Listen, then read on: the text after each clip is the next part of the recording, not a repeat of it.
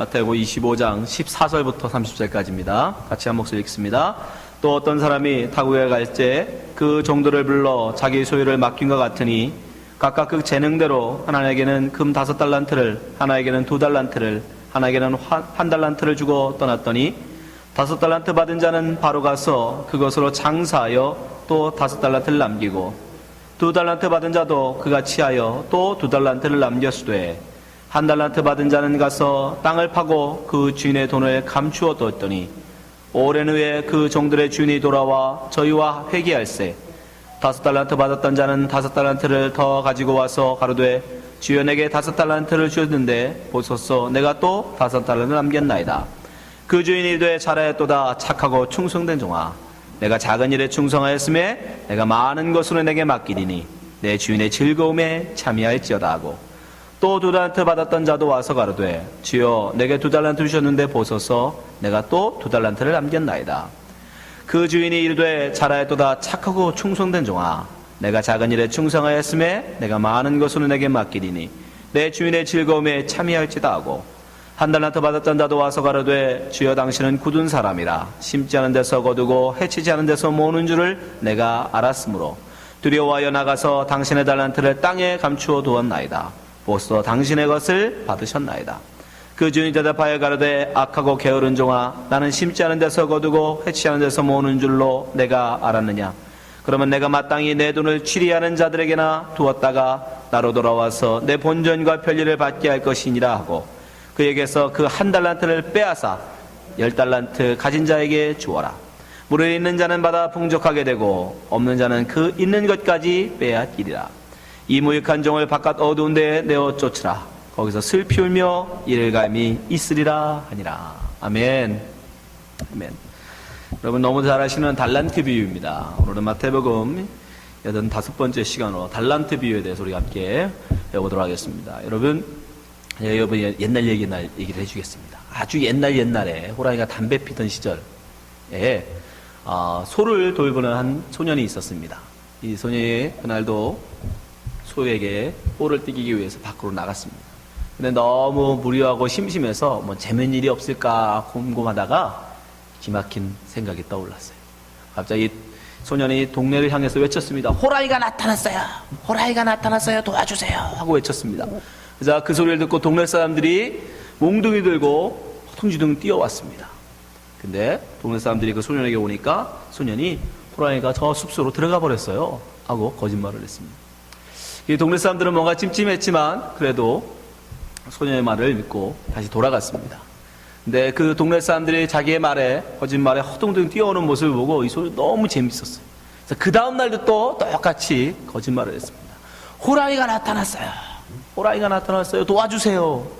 또 그날도 역시 동네 사람들은 저마다 몽둥이를 들고 호랑이를 잡겠다고 뛰어왔습니다. 그랬더니 역시나 호랑이는 없었습니다. 소년은 또 어제같이 말했습니다. 호랑이가 당신들이 올 때 저 숲으로 도망갔어요. 그런데 그 다음날 이 소년은 정말 호랑이가 나타났어요. 그래서 동네를 향해서 외쳤습니다. 호랑이가 나타났어요. 진짜로 호랑이가 나타났어요. 근데 동네 사람들은 아무도 오지 않았습니다. 저 분명히 또 거짓말일 거야. 동네 사람들은 아무도 오지 않았습니다. 그래서 어떻게 됐을까요? 호랑이가 그가 돌보던 소를 물어가 버렸어요. 그래서 이 소년은 엉엉 울면서 야, 다시는 거짓말하지 말아야지 하면서 엉엉 울었다는 이야기입니다. 좀 많이 들어본 얘기죠? 네, 무슨 이솝이죠? 네, 늑대 양치는 소년이라는 늑대가 아니고 양치는 소년이라는 우화입니다. 우화를 제가 우리나라 실정에 맞게 각색을 했습니다. 여러분, 양치는 소년이 소치는 소년이 되고 늑대가 아니고 호랑이가 나타났다고 얘기해도 이 이야기의 두 이야기의 주제는 동일하죠. 네, 똑같은 얘기예요. 뭡니까? 거짓말하지 마라. 거짓말을 하면 다른 사람들에게 신뢰를 잃게 되고 나중에는 정말 네가 도움이 필요할 때도 결국 너는 도움받지 못한다 라는 동일한 주제입니다. 오늘 이 달란트 비유도 여러분 누가복음을 여러분들이 읽어보셨다 그러면 아주 유사한 이 비유가 나와요. 네. 거기는 달란트가 아니고 문화라고 표현되어 있습니다. 그리고 거기에는 3명의 종이 아니라 10명의 종이 등장합니다. 그리고 이 달란트 비유에는 각각 능력에 따라서 5달란트, 3달란트, 2달란트를 주지만 누가복음에 보면은 10달란트, 10종들에게 10문화, 한 문화씩 동일하게 줍니다. 그래서 어떤 분들이 이것이 다른 얘기 아닐까라고 말하지만 제가 볼 때는 똑같은 얘기라고 봅니다. 단지 그 상황, 듣는 이들의 그 상황과 그에 맞게끔 좀 더 각색을 했다는 거죠. 근데 그 누가복음에 보면 주인은 먼 길을 떠나면서 그들의 종들에게 한 문화씩을 주면서 장사를 하라고 명령합니다. 자, 누가복음 19장 12절. 가라사대 어떤 교인이 왕위를 받아 가지고 오려고 먼 나라로 갈 때에 그 종 열을 불러 은 10문화를 주며, 그러니까 이르되 내가 돌아올까지 장사를 하니라. 10명에게 10문화를 줬는데 능력별로 안 주고 한 사람당 한 문화씩 줍니다. 네, 그래놓고 장사하라고 그러고 떠나버리세요. 결국 이 두 비유는 달라 보이지만 결국은 한 주제입니다. 주인님께서 멀리 떠나 있을 때에 충성된 종은 어떻게 하는지, 불충성된 종은 어떤 삶을 살고 있는지를 보여주는 비유인 것입니다. 결국 이 이야기는 예수님께서 부활 승천하시고 다시 재림하기까지 그 다시 오실 그 주님을 기다리는 우리 그리스도인들의 삶, 우리 그리스도의 모습이 어떠함을 비유로 지금 예수님이 말씀하고 계신 거예요. 지금 계속해서 우리가 마지막 때에 살아가야 되는 우리 그리스도인의 삶의 자세, 태도에 대해서 지금 비유를 통해서 배우고 있잖아요. 오늘 바로 그 비유 중에 이것도 하나입니다. 그 5개의 비유 중에 바로 4번째 비유예요. 그래서 주님은 지금 달란트를 통해서 마지막 때에 우리가 어떠한 삶을, 어떠한 모습으로 살아가야 되는지를 말씀하고 계신 겁니다. 그 주제를 가지고 이 달란트 비유를 들여다보면 이 달란트 비유에 나오는 3명의 종은 2종류로 나눠집니다. 칭찬받는 종과 책망받는 종. 그럼 칭찬받은 종들은 어떻게 주님 앞에 칭찬을 받습니까? 19절부터 봅니다. 오랜 후에 그 종들의 주인이 돌아와 저희와 회개할세 5달란트 받은 자는 5달란트를 더 가지고 와서 가로되 주여 내게 5달란트를 주셨는데 보소서 내가 또 5달란트를 남겼나이다. 그 주인이 이르되 잘하였도다 착하고 충성된 종아 내가 작은 일에 충성하였음에 내가 많은 것을 내게 맡기니 내 주인의 즐거움에 참여할지도 하고 2달란트 받았던 자도 와서 가로되 주여 내게 2달란트를 줬는데 보소서 내가 또 2달란트를 남겼나이다. 그 주인이 이르되 잘하였도다 충성된 종아 착하고 충성된 종아 내가 작은 일에 충성하였음에 내가 많은 것을 내게 맡기리니 내 주인의 즐거움에 참여할지다. 지금 이 본문을 잘 보시면 5달란트 가진 사람 5달란트를 가지고 5달란트를 남긴 자와 2달란트를 가지고 2달란트를 남자가 글씨 하나 안 틀리고 똑같은 칭찬을 받습니다. 그러니까 지금 주님께서 이 비유를 통해서 말씀하고자 하는 것은 그가 얼마를 가지고 얼마를 남겼느냐 거기에 관심이 없다는 거예요. 지금 주님의 관심은 뭐였냐면 장사하라 명령하시고 주님이 떠나신 그 명령을 순종하여 장사를 했느냐 아니면 장사하지 않았느냐 바로 거기에 관심이 있는 거예요. 그래서 장사를 한 자들, 주의 말씀을 좇아서 순종하여 장사를 한 자들은 남겨서 칭찬을 받고 장사라는 주님의 명령에 순종하지 않고 장사하지 않은 자는 책망을 받는다는 것입니다. 여러분 지금 이 장사라는 명령을 받는 자들이 그냥 종들임을 기억하십시오. 상인들이 아닙니다. 장사꾼들이 아니에요. 비즈니스를 해본 적이 없습니다. 그런데 주인은 그들에게 장사하라라고 명하며 그들에게 지금 달란트를 주었다는 겁니다. 비록 엄청난 돈이지만 그 엄청난 돈을 가지고 가서 장사를 한다 할지라도 경험이 없는 사람이 장사를 한 번도 해본 적이 없는 사람이 아무리 많은 자본이 있다 할지라도 그 자본을 어떻게 할 수 있어요? 꼭 이윤을 남긴다는 보장이 없습니다. 손해볼 수 있어요. 다 날릴 수도 있습니다. 그렇지 않습니까? 그럼에도 불구하고 이들은 주인의 말씀에 순종했다는 것입니다. 그것은 어떻게 그 순종이 나올 수 있어요? 주인에 대한 신뢰 때문에. 주인이 나에게 장사라고 했으면 분명히 내게 그런 능력이 있기 때문에 내가 장사를 통해서 남기려는 능력을 주인이 나에게 보셨기 때문에 이걸 나에게 명령하셨을 거야 라는 그 믿음. 또한 내가 비록 장사한다서 손해본다 할지라도, 본전을 다 날린다 할지라도 내가 주인을 위해서 주인의 말씀에 쫓아서 순종하면 결코 주인은 그걸 가지고 책망하지 않으실 거라는 주님의 사랑에 대한 믿음, 그것이 있었기 때문에 그들은 즉시로 가서 장사를 했던 것입니다. 이게 바로 우리의 취해야 할 자세입니다. 주님이 말씀하시면 그것이 내 생각과 다를지라도, 그것이 내 경험과 다를지라도 그 말씀에 순종하는 겁니다. 때때로는 내 지식, 내 경험도 포기하고. 그것을 잘 보여주는 사건이 또한 누가복음에 나와 있죠. 누가복음 5장에 보면 바로 베드로가 그물을 내려 고기를 잡는 것입니다. 평생을 고기를 잡았던 사람입니다. 그리고 그날 저녁에도 열심히 고기를 잡아봤던, 근데 한 마리도 잡지 못했어요. 그런데 그 베드로를 향해서 목수 출신 예수님이 명령하십니다. 깊은 데 가서 그물을 내려 고기를 잡아라. 자, 누가복음 5장 4절. 말씀을 마치시고 시몬에게 이르시되 깊은 데로 가서 그물을 내려 고기를 잡으라. 자기가 평생 동안 한 일입니다. 누구보다도 자신 있는 일이에요. 고기 잡는 거라면 누구보다도 자기는 풍부한 경험과 지식이 있는 베드로에게 주님 말씀하십니다. 근데 베드로의 말을 보세요. 5절 같이 읽습니다. 시작. 시몬 대답하여 가로되 선생이여 우리들이 밤이 맞도록 수고를 하였으되 얻은 것이 없지만은 말씀에 의지하여 내가 그물을 내리다 하고. 말씀에 의지하여 내 경험, 내 지식, 내 재주, 내 생각, 내 욕심 의지하지 아니하고 그거 내려놓고 당신 말씀만 의지하여 내가 그물을 내린다. 그 당시에 기술이 어쨌건 경험이 어쨌든 그건 중요하지 않아요. 그냥 주님이 급한 데 가서 내려 그러면 내리는 거, 오른편에 던지라 하면 던지는 겁니다. 그랬더니 어떻게 돼요? 그랬더니 주님이 그 배를 채우셨더라는 거예요. 많은 고기로 채웁니다. 자, 6절 보세요. 그리한즉 고기를 애운 것이 심이 많아 그물이 찢어지는 자라. 7절. 이에 다른 배에 있는 동무들을 손짓하여 와서 도와달라니 저희가 와서 몇 개의 배? 두 배에 채우게 되매 잠기게 되었다. 말씀에 순종하여 그 주인의 말에 순종하여 말씀에 의지하여 나가면 장사하라 명하시면 장사를 하면 5달란트 가진 자는 5달란트 2배로, 2달란트 가진 자는 2달란트 2배로. 베드로는 한 배가 아니라 2배를 채우는, 네, 동일한 말씀이에요.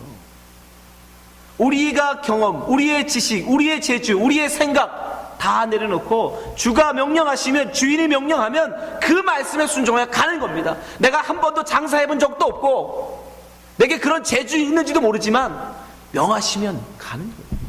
그랬더니 주님이 어떻게 해요? 2배로 채우시더라고요. 2배로 남기시더라는 거예요. 그러니까 남기는 건 주의 몫인 겁니다. 우리의 몫은 그 말씀에 순종하는 거예요. 가라 하면 가는 거예요. 분명히 주님이 내게 뭔가 유익을 주시기 위해서 그러시겠지. 내가 이걸 함으로써 주인이 나에게 뭔가 가르쳐 주시고 깨닫게 하시고 나를 성장시키시고 주님의 사랑으로 나를 지금 인도하시는 거라는 믿음을 가지고 가면 됩니다. 아멘? 예. 순종은 믿음에서 나오는 겁니다. 내 주인에 대한 믿음, 내 주인에 대한 신뢰.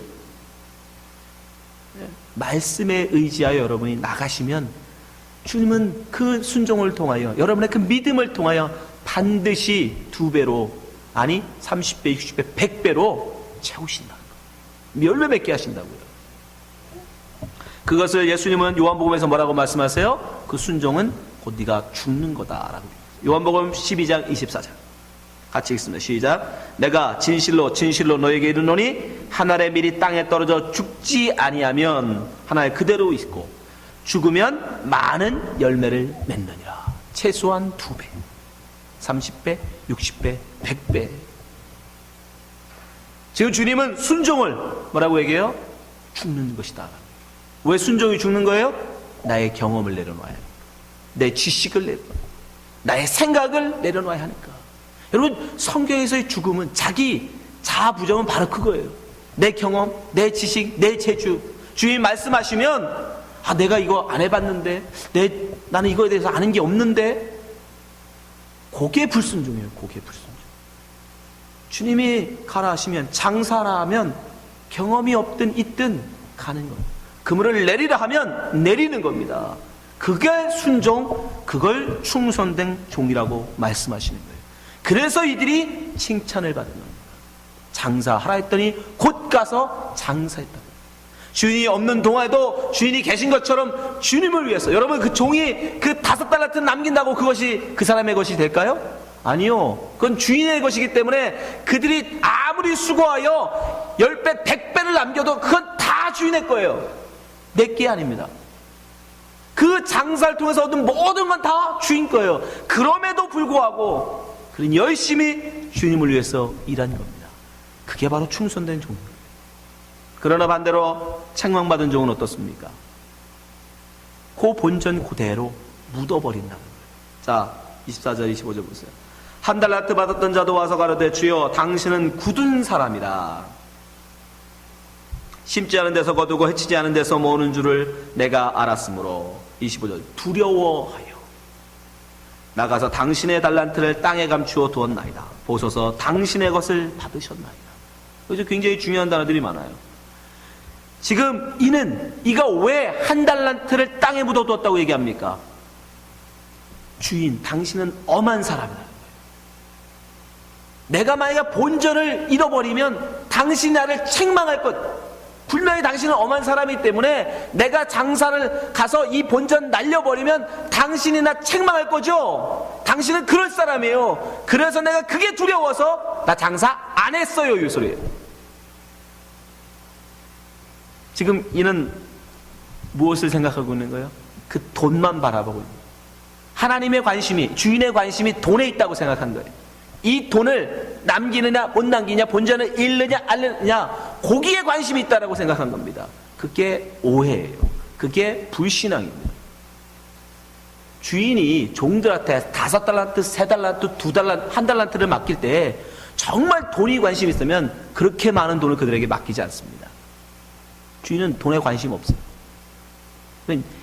그 당시, 예수님 당시에 이스라엘 사람들이 1년에 로마에 바쳐야 될 세금이 5달란트밖에 안 됐어요. 그 어마어마한 돈을 종들에게 맡깁니다. 그럼 무슨 뜻이에요? 반대로 종에게, 자식도 아니고 종들에게 그걸 맡긴다는 얘기. 주인은 그 돈에는 관심이 없다는 얘기.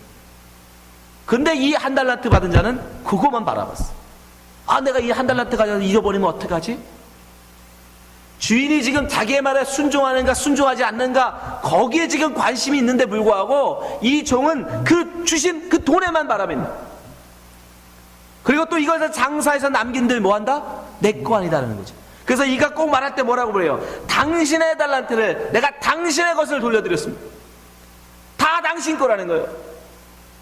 그리고 생각해보세요. 이 1달란트 받은 종이 그 달란트를 땅에 묻어놓고 뭘 했을까요?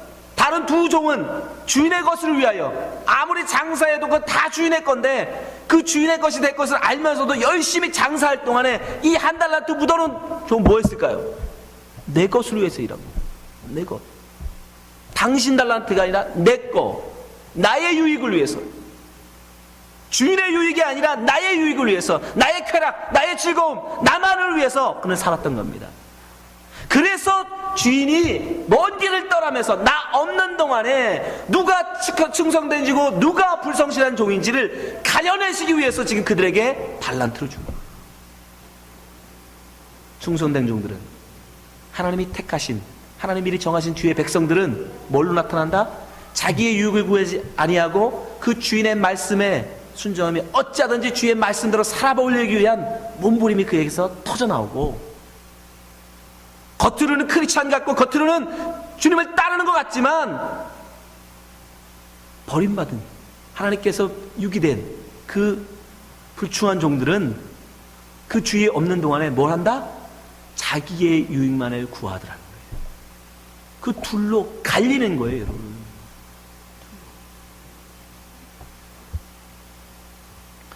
여러분, 우리 예수님께서는 우리에게 이 비유의 말씀처럼 한 가지 명령을 하고 하늘로 올라가셨어요. 부활 승천하셨어요. 그리고 다시 오마 재림의 약속을 하시고 떠나셨습니다. 종들은 종들에게 달란트를 주고 떠난 같이 지금 우리에게도 한 명령을 주시고 떠나셨다고요. 그리고 다시 오실 거예요. 그리고 우리에게 회개하시겠죠. 세물하시겠죠. 그 명령이 무엇입니까? 마태복음 28장 19절. 그러므로 너희는 가서 모든 족속으로 제자를 삼아 아버지와 아들과 성령의 이름으로 침례를 주고 내가 너에게 분부한 모든 것을 가르쳐 지키게 하라. 하라요. 하라. 명령입니다. 했으면 좋겠어? 아니에요. 장사하라 명하처럼 우리에게 주고 전도하라 명하셨다고요. 그럼 우리는 어떻게 해야 합니까? 나는 성경에 다 아는 것도 없는데 내가 어떻게 전도를 해?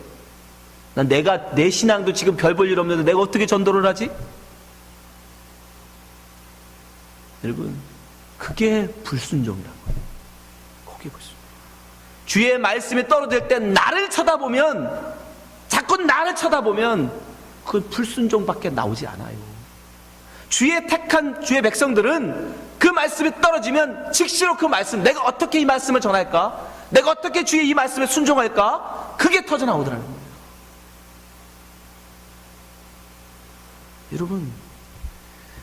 여러분 자꾸 여러분의 연약함과 부족함을 쳐다보지 마십시오. 그 마귀가 여러분에게 자꾸 얘기하는 거예요. 네가 뭘 전해? 네가 무슨 수를 전해? 네가 어떻게 예수를 전해? 아니요. 연약할수록 더욱더 우리는 예수를 증거할 수 있습니다. 어떤 예수? 진짜 예수. 이제까지 저도 그랬어요. 수많은 사람들이 뭐라고 얘기합니까? 예수 믿으려면 너부터 잘해라. 네가 먼저 기도하고, 네가 먼저 복음을 알고, 네가 먼저 신앙 똑바로 하고, 적어도 세상에서 사람들이 와 할 정도로 그런 출세하고 성공하고 그런 사람이 돼서 사람들한테 예수 믿으라고 해야 사람들도 와 하고 예수 믿지. 네 꼴이 그래가지고 어떻게 예수 전하냐? 여러분도 그런 생각하시죠? 여러분, 정말 이명박 대통령이 그리스도인으로 대통령 된 다음에 그가 출석하는 사랑의 교회 교인 수가 몇 배로 늘었어요. 그게 진짜 전도입니까, 여러분? 정말 그들이 복음이 예수 그리스도의 십자가의 사랑이 그리워서 그것을 알고 싶어서 그 참된 복음을 알고 싶어서 그들이 교회로 몰렸습니까?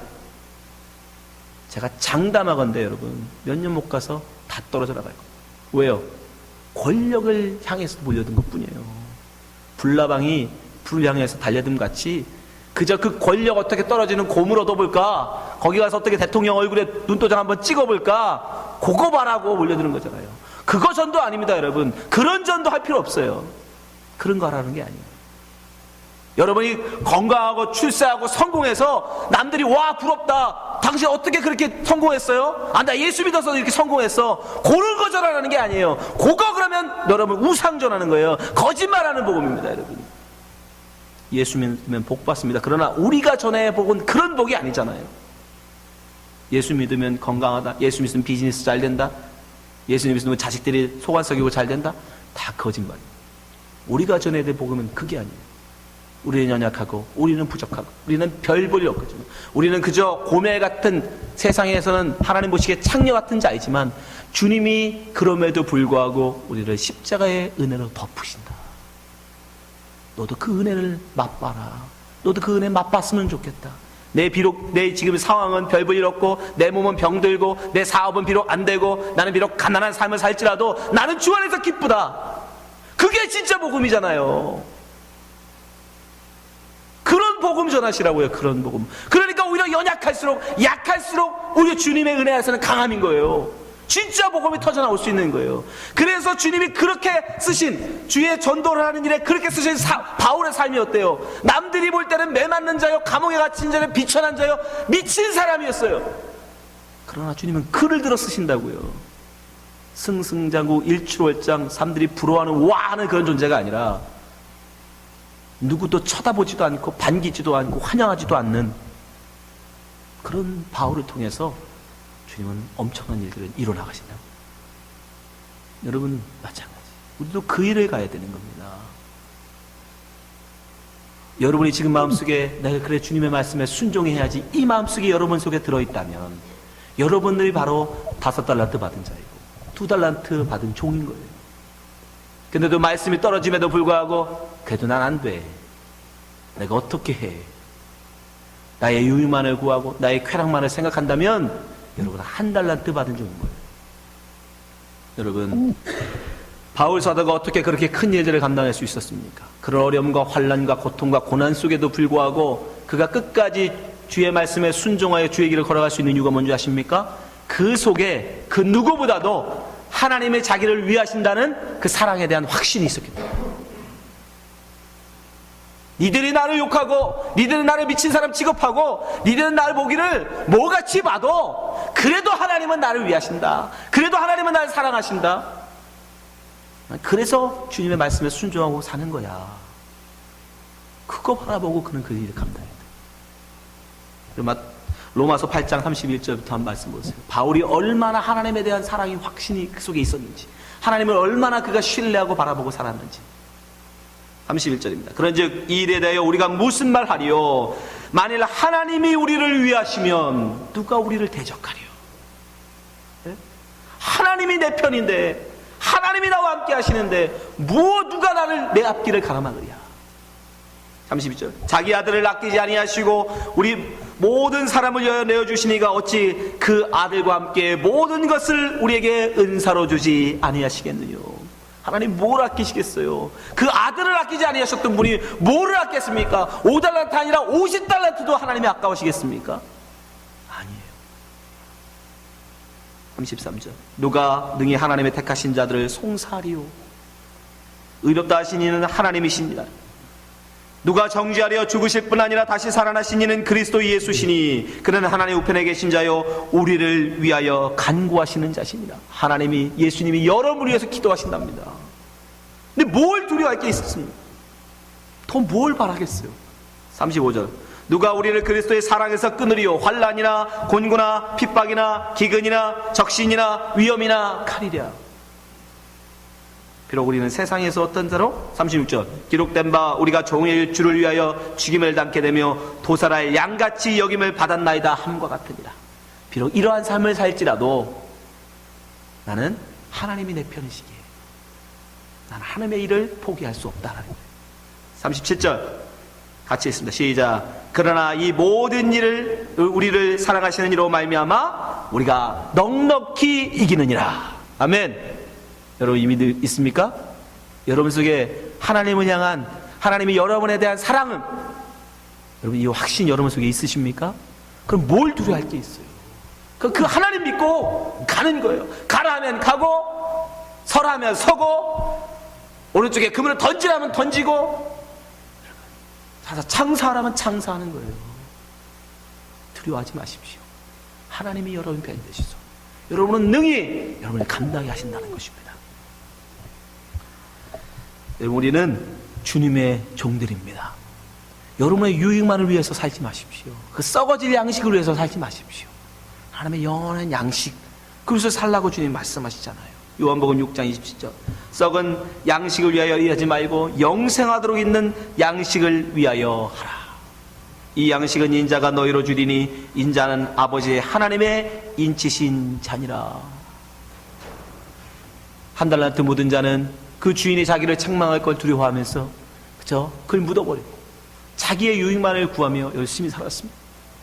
그러나 충성된 종들은 주의 말씀에 주님이 계시지 않으야해도 계신 것처럼 주님을 위하여 기꺼이 그 말씀을 쫓아 살았습니다. 이 주인은 종들에게 달란트를 주고 그들을 시험하기 위한 거였어요. 이들이 정말 주의 말에 순종하는가, 순종하지 않는가.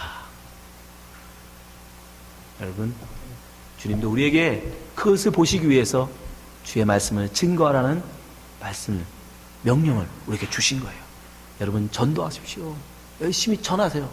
그저 전도지 주고 말로 하는 전도가 아니라 정말 여러분들이 그 고난 속에서도 기뻐하는 그 삶, 병들음에도 불구하고 찬송하는 삶, 감옥에 가서도 찬송하는 바울을 통해서 옥문이 열고 간수가 회개하는 것처럼 그런 전도가 우리에게 필요해요. 이 시대에 이제 제발 예수 믿으면 복 받는다, 예수 믿으면 건강해진다, 예수 믿으면 뭐든지 잘 된다, 그런 소리 하지 마십시오.